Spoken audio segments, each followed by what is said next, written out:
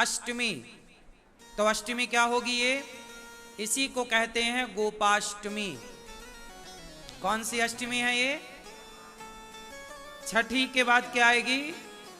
गोपाष्टमी। और गोपाष्टमी का मतलब है आज के दिन, मतलब गोपाष्टमी के दिन भगवान क्या किए थे? गैया चराना शुरू किए थे। इसलिए गोपाष्टमी में, इस कार्तिक में भगवान ने गाय चराना स्टार्ट किया। इसलिए गोपाष्टमी और इस कार्तिक के माह में गौदान की भी बड़ी महिमा है। गोपाष्टमी में गाय को चारा, गाय की सेवा, गाय को पूजा, भगवान सब प्रकार से गाय की सेवा करते हैं, आप भी करिए। और गोपाष्टमी के बाद क्या आएगा? नवमी। कौन सी नवमी? बोलो। हाँ हाँ हाँ हाँ, अक्षय नवमी बोलते हैं, आंवला नवमी भी कहते हैं। कौन सी नवमी? इस आंवला नवमी के दिन कहते हैं कि आंवले के पेड़ पर ही भगवान श्रीमन्नारायण का वास होता है आंवला नवमी के दिन। जैसे रविवार को, एकादशी को तुलसी पे भगवान नारायण का वास होता है, उसी दिन, उसी प्रकार आंवला नवमी को अक्षय नवमी भी कहते हैं। इस दिन आंवला दान करने की महिमा है। इस दिन आंवले के पेड़ के नीचे बढ़िया भोजन प्रसादी बना करके वहाँ पाने की, भोजन करने की, भोजन कराने की बड़ी महिमा है। हमें बचपन में याद है, हम लोग, हमारी माँ और हम लोग जाया करते थे खेतों में, जहाँ आंवले का पेड़ होता था, वहीं बढ़िया बनता था प्रसाद, वहीं भोग लगता था, वहीं खाते थे। आंवला भी खाया करो, ये औषधि है। तो अक्षय नवमी कहते हैं, अक्षय नवमी के दिन किया गया कोई भी पुण्य अक्षय फलदायी होता, उसका कभी क्षय नहीं होता। तो आंवले का पेड़ घर में लगाइएगा और आंवले की पूजा करिएगा। देखो हमारे जो त्योहार हैं कितने वैज्ञानिक हैं कि हम लोग पेड़ पौधों की पूजा करते हैं, आंवले के पेड़ की पूजा, ये प्रकृति की पूजा है। फिर आएगी एकादशी। कौन सी एकादशी? हाँ, देव उठनी एकादशी, से बड़ी एकादशी भी कहते हैं, बड़ी 11, देव उठनी एकादशी।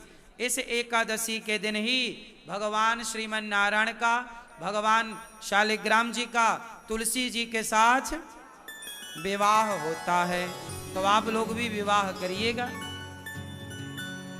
यहां होगा, आप लोग सब दर्शन करेंगे। फिर इसके बाद क्या होगा? पूर्णिमा, कार्तिक पूर्णिमा। मतलब ये जो कार्तिक का महीना है, सारे इस महीने में सबसे ज्यादा त्योहार होते हैं। हमारे सनातन धर्म में जितने भी महीने हैं, सब महीने एक से बढ़कर एक हैं, पर कार्तिक माह में सबसे ज्यादा त्योहार होते हैं। इसी माह पर दीपावली होती है, इसी माह पर देव उठनी एकादशी होती है, इसी माह में धनतेरस होती है, इसी माह में गोपाष्टमी होती है, इसी माह में अन्नकूट होता है, इसी माह में भाई दूज होती है। तो एक माह में इतने सारे पर्व, इतने सारे त्योहार। यदि ये सवाल कोई आपसे पूछे कि हिंदू धर्म में, सनातन संस्कृति में वो कौन सा महीना है जिस महीने में सबसे ज्यादा त्योहार होते हैं, तो आप कह सकते हैं कि कार्तिक का माह है वो, जिसमें सबसे ज्यादा त्योहार होते हैं। और सभी त्योहारों की अपनी अपनी विशेषता है, सबकी पुरानी पौराणिक मान्यता है। तो कार्तिक का माह वैसे ही पवित्र है। ये व्रत का, इस माह में कहते हैं तीर्थों में स्नान करने का बड़ा महत्व है। आप लोग वृंदावन में हो तो यमुना जी ही स्नान करने जाया करो। क्यों? कहते हैं कि इस माह में ही एक राक्षस ने वेदों को जल में छिपाया था। कहते हैं कि कार्तिक माह में वेदों का वास जल में होता है। कहाँ होता है? वेदों का वास कहाँ होता है? तीर्थों में, नदियों में। जितने हमारे तीर्थ नदियां हैं, जलाशय हैं, उनमें वेदों का वास होता है। इस महीने में वेद जल में शयन करते हैं, जल में वास करते हैं। तो वेद जब वास करते हैं तो कहते हैं कि जब आप जल में तीर्थों में स्नान करते हैं तो आपको वेद माता की कृपा प्राप्त होती है, और वेद कृपा करते हैं तो आपका ज्ञान बढ़ता है, आपका यश बढ़ता है, आपकी कीर्ति बढ़ती है, आपकी बुद्धि कारगर होती है, मीन्स अच्छी होती है, पवित्र होती है। इस माह में दीप दान करने की भी महिमा है। सब प्रकार से स्नान दान की महिमा बताई जाती है। कार्तिक का माह, तो कार्तिक माह पूरा उत्सवों से भरा पड़ा है। आप जो उत्सव मनाना चाहें जो वो आप मनाएं। जो भाग्य का नहीं है वो नहीं ही मिलता, इसलिए जो नहीं मिलना उसके पीछे भागो मत। ईश्वर का विधान जान लो कि ये नहीं मिलना, खुश रहो।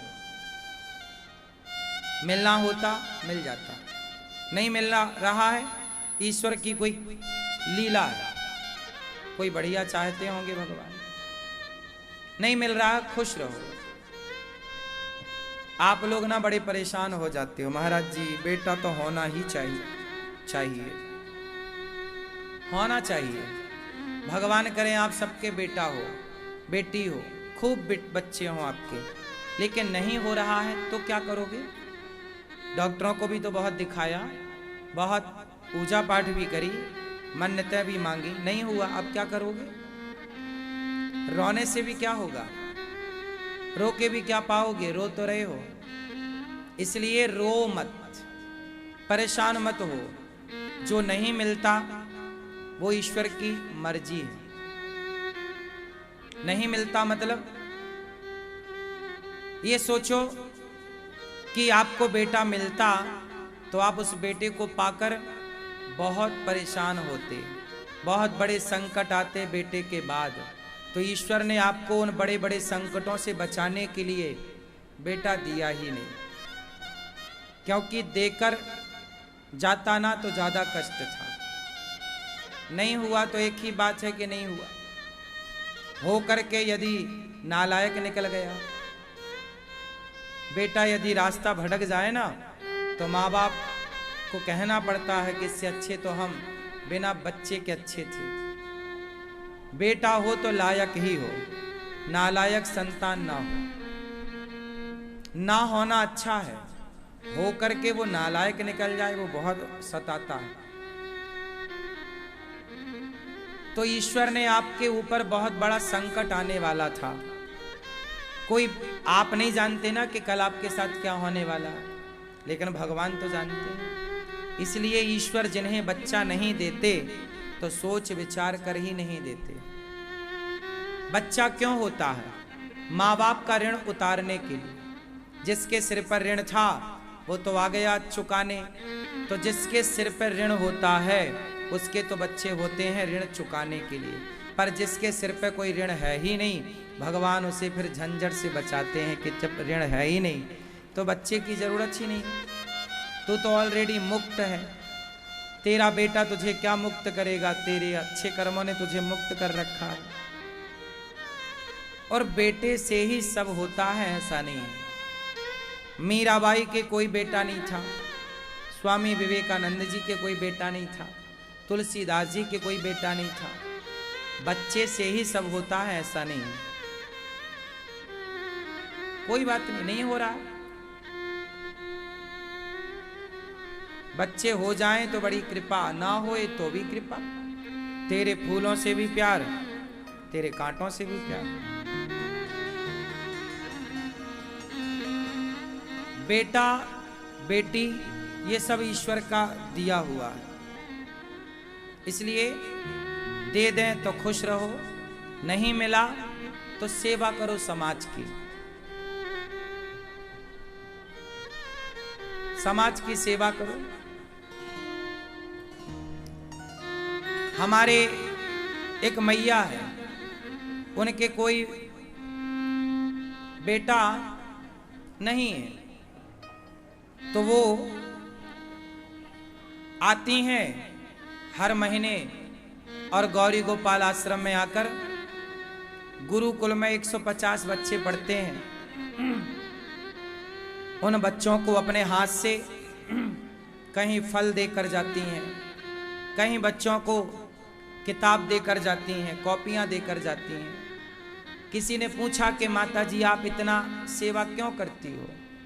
बोले बेटा, मेरे बेटा होता तो मैं एक ही बेटे के लिए सारी जिंदगी करती रहती, पर ईश्वर ने बड़ी कृपा की बेटा ना देकर कि मेरा इन सभी बच्चों की सेवा करने का मौका मिलता है। जो है वो सब में बटेगा, सबकी सेवा में जाएगा। बच्चे होंगे ना तो आपका एक बेटा होगा, दो बेटा होगा, तो आप पूरा कमा कमा के दो में बांट दोगे। पर जिनके नहीं है और यदि उनके पास समझ है तो वो अपनी सारी संपत्ति समाज की सेवा में लगा देते हैं। समाज की सेवा। देखो, पंडित श्री मदन मोहन मालवीय जी का नाम किस किस ने सुना है? सुना है? कौन थे ये? पंडित श्री मदन मोहन मालवीय जी, काशी में एक विद्यालय है, विश्वविद्यालय है ना, BHU के नाम से, विश्व हिंदू यूनिवर्सिटी। सबसे बड़ी यूनिवर्सिटी है, सबसे बड़ा शिक्षा का केंद्र है काशी, BHU बनारस में। पंडित श्री मदन मोहन मालवीय जी ने उसकी नींव रखी। पंडित श्री मदन मोहन मालवीय जी ने उसे बनाया, और बनाया तो आज तक पूरे भारत को, पूरे विश्व को वो शिक्षा देने का केंद्र है। हाँ या ना? यदि वो अपने बेटे के लिए बनाते तो केवल बेटे का भला होता, पर राष्ट्र के लिए बना के चले गए तो सारे विश्व का भला हो रहा है कि नहीं? इसलिए जिनको बेटा नहीं है तो समझ लो कि भगवान आपसे कुछ बड़ा काम कराना चाह रहे हैं, कि आप अपनी संपत्ति, आप किसी वृद्धाश्रम को गोद ले लो, गौशाला को गोद ले लो, और अपनी सारी संपत्ति से गौ माता की सेवा स्टार्ट करो, वृद्ध माओं की सेवा स्टार्ट कर दो, अनाथ बच्चों की सेवा स्टार्ट कर दो, बेसहारा बच्चों को पढ़ा लिखा करके काबिल बनाओ। आप पढ़ाते तो अपने ही औलाद को पढ़ाते ना, बेटा होता तो। अपनों के लिए तो कुत्ता बिल्ली भी प्रयास करते हैं, लेकिन जो सभी के लिए जिए, सभी के लिए भला करे, वो इंसान के रूप में कोई भगवान ही होता है, कोई देवता होता है, कोई भला व्यक्ति होता है ना? तो भगवान की सेवा में लगे। इसलिए बेटा नहीं है इस बात से दुखी नहीं होना। जिनको बेटा नहीं है वो बिल्कुल परेशान ना हो। अनिरुद्धाचार्य को आप अपना बेटा मान लो, हम आप सबके बेटे हैं, परेशान होने की आवश्यकता नहीं। सेवा, हम तो देखो सेवा कर ही रहे हैं। गौरी गोपाल आश्रम में 280 वृद्ध माताएं रहती हैं। हम यदि अपना परिवार का सोचते, हम यदि अपने बच्चों का सोचते, तो हम अपने बच्चों में ही लगे होते, परिवार में ही लगे होते। पर परिवार और बच्चों से ऊपर भी कुछ है, थोड़ा झांक कर देखो। ये समाज में आप लोगों की बहुत जरूरत है। 2 पैसा कमाओ, खूब कमाओ, खूब पैसा कमाओ, और केवल परिवार में ना लगाओ। लुगाई लड़का का पेट तो सब भर रहे। आप थोड़ा ज्यादा कमाओ और अपने परिवार से बाहर निकलकर समाज की तरफ भी देखो। ये आपकी और हमारी जिम्मेदारी है, ये मैं केवल कह नहीं रहा हूं। अच्छा ये बताओ, अनिरुद्धाचार्य का भी तो परिवार है। मेरे को क्या जरूरत थी इतना सारा काम करने की? मेरी कोई दाल रोटी तो चल ही रही है। 280 माताएं हैं। गौरी गोपाल गुरुकुल में 150 बच्चे पढ़ रहे हैं। सब बच्चों का पढ़ना लिखना रहना खाना पीना सब निःशुल्क है। मैं क्यों ये सब कर रहा हूं? किसने कहा मुझे? कौन मेरे गर्दन पे तलवार रख के करा रहा है? कोई नहीं। मैं ना करूं तो कौन पूछने वाला है कि आप क्यों नहीं कर रहे हैं? कोई नहीं पूछेगा। मैं इसलिए कर रहा हूं क्योंकि भगवान ने मुझे केवल परिवार की सेवा के लिए नहीं भेजा, भगवान ने मुझे हर जनमानस की, हर व्यक्ति की, राष्ट्र की सेवा के लिए, आप सबकी सेवा के लिए। मैं कुएं का मेंढक क्यों बन के रह जाऊं? मैं परिवार तक क्यों सीमित होकर रह जाऊं? क्यों ना मैं राष्ट्र की ओर बढ़ूं?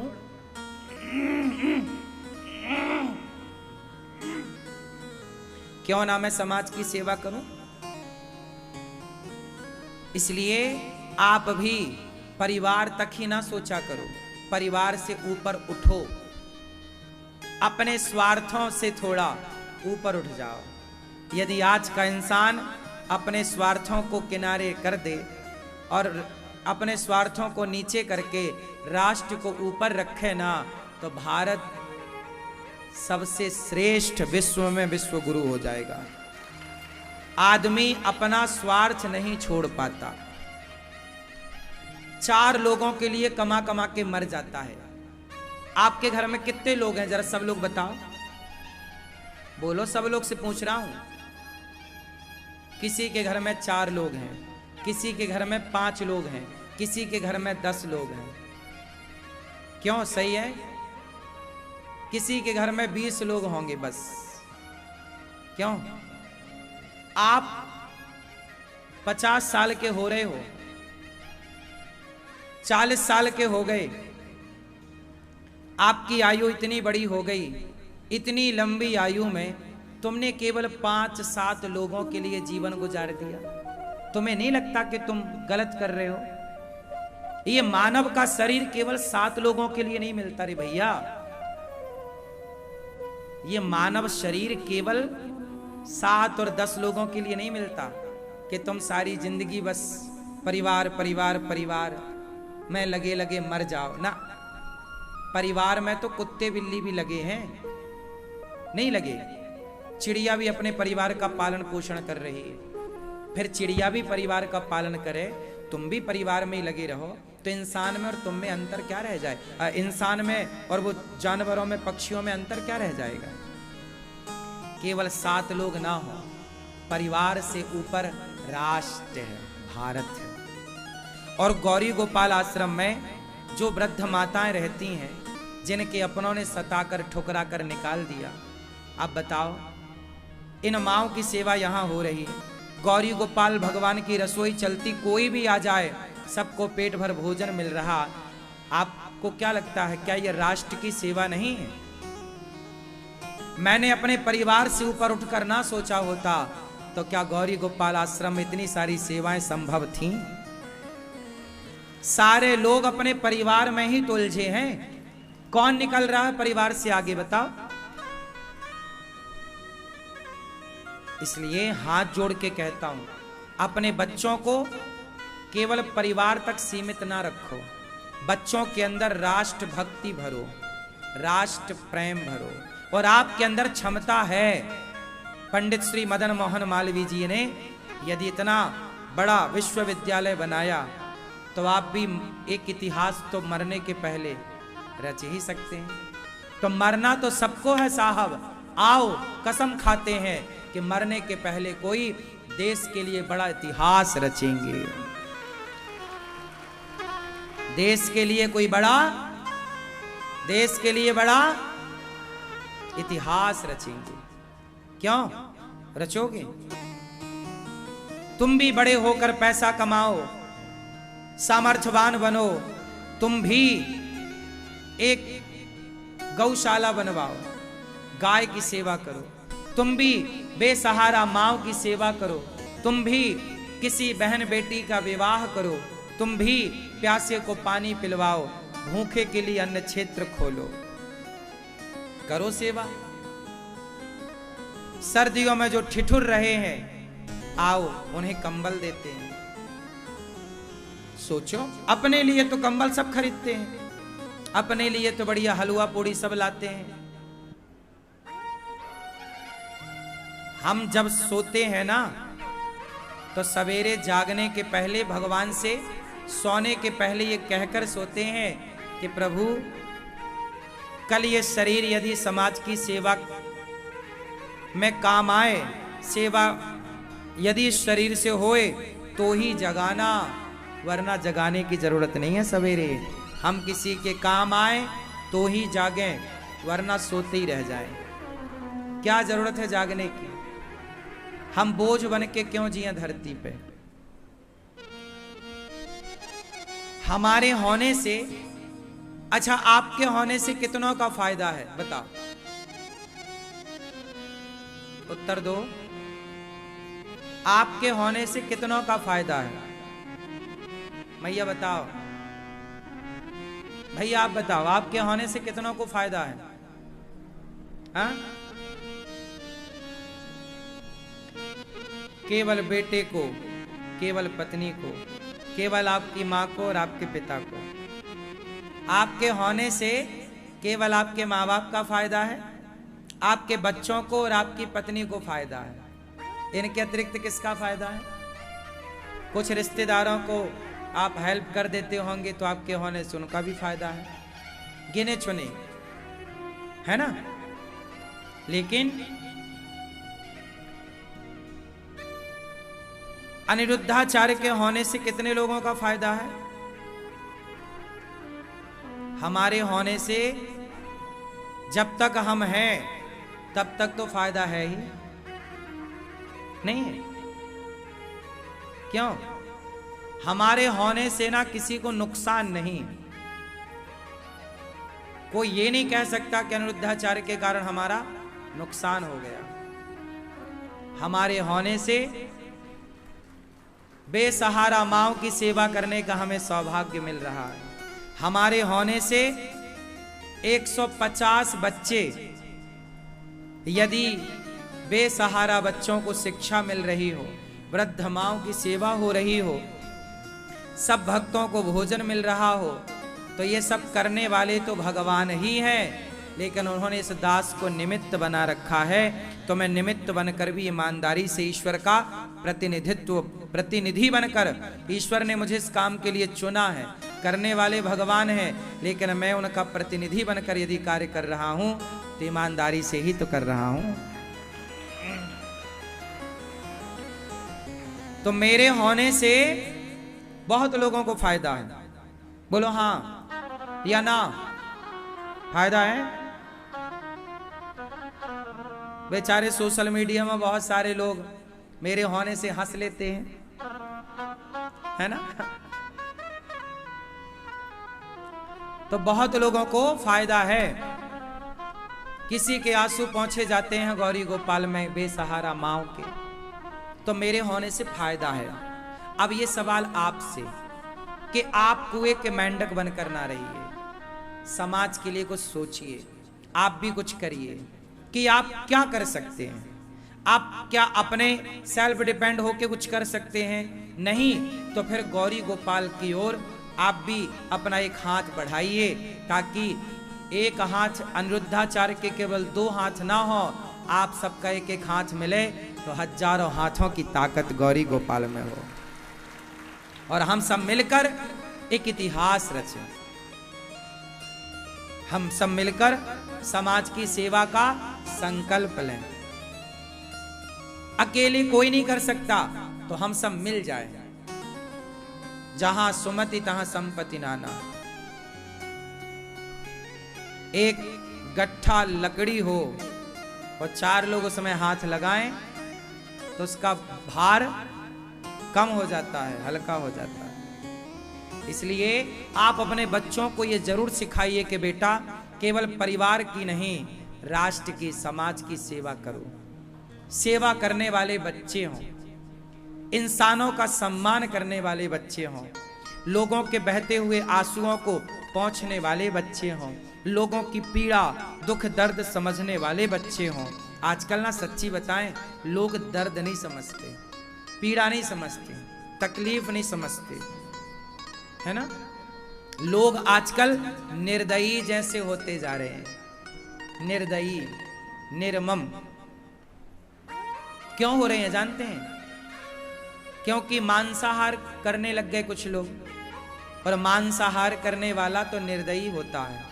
दया होती तो मांस ही नहीं खाता, क्योंकि मांस तो काट ही वही सकता है जो निर्दयी हो। आप मेरे से कहो कि महाराज जी ये मछली जरा पानी से निकाल दो और इसे काट दो, मैं तो नहीं काट सकता, मेरा तो हाथ ही नहीं बढ़ेगा मछली को पानी से निकालने के लिए। मैं तो मुर्गा को नहीं काट सकता, मैं तो बकरे की गर्दन पे तलवार नहीं चला सकता, क्योंकि मेरे अंदर दया है। क्यों मारूं मैं? आप यदि मांसाहारी हैं तो समझ लो आप निर्दयी हैं। दया होती तो आप उस जीव का मांस क्यों खाते? आप क्यों किसी की हत्या का पाप अपने माथे रखते? इसलिए हमारे सनातन धर्म में दया को सर्वोपरि रखा। दया धर्म का मूल है, दया धर्म से ऊपर है, दया धर्म से, अरे दया ही धर्म है, ये मानो, दया ही धर्म, दया धर्म का मूल है। इसलिए आप श्रेष्ठ हैं, सनातनी हैं, दयावान हैं। लेकिन आज का आदमी निर्दयी हो गया है। हम इतने दयावान कि कुत्ते को रोटी देते हैं, हम सनातनी इतने दयावान कि गाय को रोटी देते हैं, है ना? दया सनातनियों में रही कि वो माता की पूजा करते हैं, पिता की पूजा करते हैं। इसलिए बेटा ना हो तो परेशान नहीं होना कि बेटा नहीं है। क्यों? अब कुछ लोग कहते हैं बेटा नहीं है किसके लिए कमाए। अरे समाज को बेटा मानो ना। बेटा नहीं है किसके लिए कमाए? कमाओ, तुम्हारे कमाने से कोई बेसहारा बच्चा पढ़ जाएगा तो बच्चा तुम्हारा बच्चा ही तो है। अपने को अपना कहना तो सब जानते हैं, पर सबको अपना कहना ये बड़ी बात है। अच्छा ये बताओ, भगवान सबको अपना मानते हैं कि नहीं? बोलो। जो भगवान को गाली दे रहा है भगवान उसे भी अपना मानते हैं? भगवान सबको अपना मानते हैं। जो सबको अपना माने वो बड़ा होता है, वो भगवान है। अपनों को अपना मानना क्या बड़ी बात है भैया? अपनों को अपना मानना क्या बड़ी बात है? घर में खीर बनाओ और कुंडी लगा के दरवाजा लगा के खीर खा लो, क्या बड़ी बात है? पर खीर बनी और घर से बाहर निकली वो खीर और जाकर दीन दुखियों में बांटी गई। अपना पेट भर लेना बड़ा नहीं था, सभी में बांट कर खाए उसे इंसान कहते हैं। तो जो लोग ये कहते हैं कि बच्चे तो है नहीं किसके लिए कमाना, कमाओ। गौरी गोपाल में जितने बच्चे पढ़ रहे हैं गुरुकुल में, ये आपके बच्चे हैं। जो गरीब परिवार की बेटियां हैं सब हमारी बेटियां हैं।